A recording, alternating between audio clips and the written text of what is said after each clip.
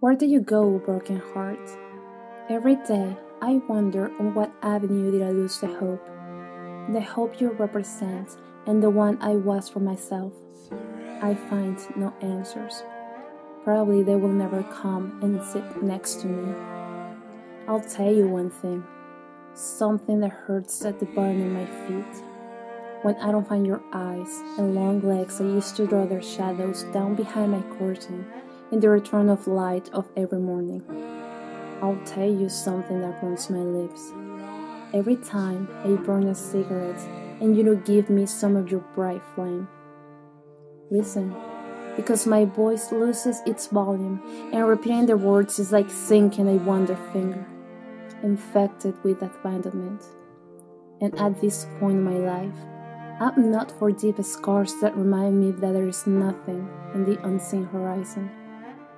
I love you, from here to there. This is the exact distance where you always found your tongue that told me things and wrote on my skin the beautiful odds, evoking my devotion for you.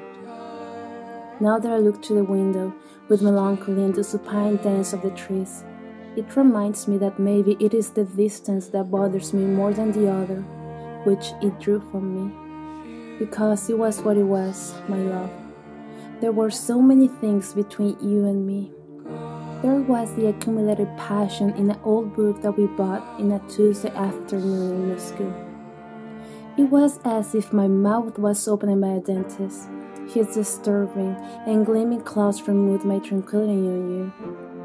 Because you hurt me. All of a sudden, I had this hole in my empty smile, an endless hole between my legs and my heart, a lonely house. It is true that I'm still going out for a walk. An involuntary agoraphobia will be worthless, and we both know it. I'll tell you this because it was on those cold sidewalks and the cracked walls where we could understand that we were more just than art. We were more than an ambition of a sculpture under artificial light, more than a painting in a wall and destined to be observed, more than poetry spoken aloud to the inexorable emptiness of misunderstanding. Yes, we were a misunderstood couple. Just look at the world. Observe the eyes that look at you. Look how my wings rise, ready to break the sky. Look at me running for hours on a minefield.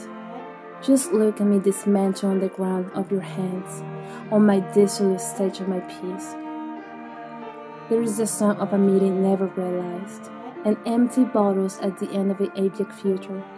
I mean, you are on everything that has never existed. I look at the bed, at the closed door that never was open again.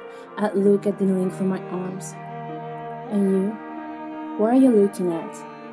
Are you looking at me? At my eyes? Did your brain just split in half? Is it the moan of another delusional like me? Just tell me what are you looking at?